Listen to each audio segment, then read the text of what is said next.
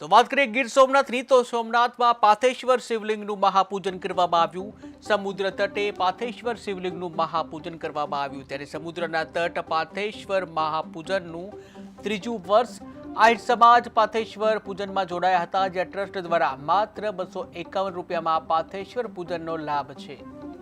જય સોમનાથ।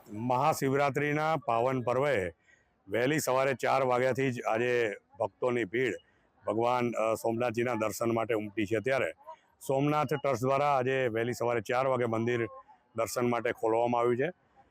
પ્રથમ ધ્વજા પૂજન ટ્રસ્ટ દ્વારા કરી અને પ્રથમ ધ્વજા સવારે ચડાવવામાં આવી છે।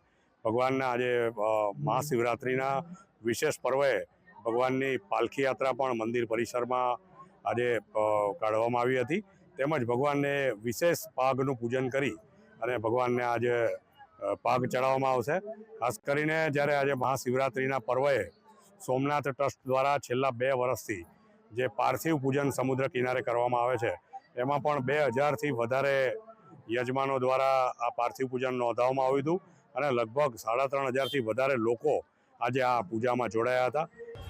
આજે મહાશિવરાત્રિનો પર્વ છે અને અહીંયા પ્રથમ જ્યોતિર્લિંગ સોમનાથ મહારાજ બિરાજે છે। એમના સાનિધ્યમાં અમે સૌ આહિર સમાજના ભાઈઓ બહેનો અમારો જે પરંપરાગત પહેરવેશ છે કે જે અમારું દેવીનું વરદાન છે એવો અમારો આ પહેરવેશ છે, એ પહેરવેશ સાથે જે પાર્થિવેશ્વર મહાદેવ પૂજા હતી એમાં અમે સૌ જોડાયા છીએ।